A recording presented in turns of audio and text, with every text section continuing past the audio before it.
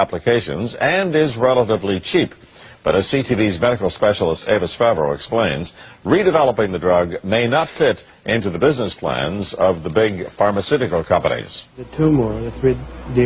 Evangelos Mikalakis has given cancer researchers a brand new lead with an old drug, a cheap, inexpensive powder that costs just pennies a dose. You typically get this eureka kind of feeling, and it's actually the most exciting thing scientists can get.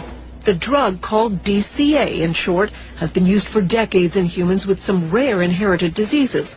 When he added it to the water of mice and rats given human cancers, the results surprised him. And has this big tumor growing in his back. So you can see that even after 3 weeks there is a significant or 70% decrease in tumor size. It shrunk brain, breast and lung tumors in the animals in a matter of weeks, and the drug had no side effects, confirmed by tests of DCA in humans for other diseases. This kind of results, to my mind, are as good as it gets.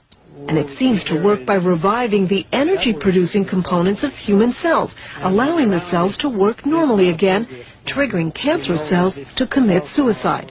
Scientists agree that DCA now needs to be tested quickly in human cancer patients. This is exactly what we want, a drug that has activity, but has also minimal side effects for patients. But there's a problem. DCA isn't owned by any pharmaceutical company. There's no patent on it. So on one hand, it could become a very inexpensive new treatment for cancer. On the other, drug companies won't be interested in funding studies for a drug that won't make them a profit. This is a difficult question because typically, there are market considerations. So now Dr. Mikalakis has to find someone who will pay for the next round of testing. We hope that we can attract the interest of universities here in Canada and in the United States.